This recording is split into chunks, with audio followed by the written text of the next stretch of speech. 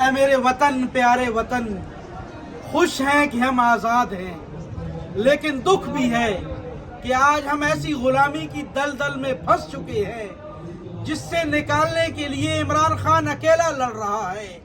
آج ہم آزاد تو ہیں لیکن پھر بھی امریکہ کے غلام ہیں۔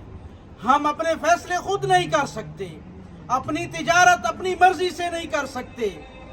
میں آج آزاد تو ہوں لیکن ذہنی طور پہ آج بھی غلام ہوں۔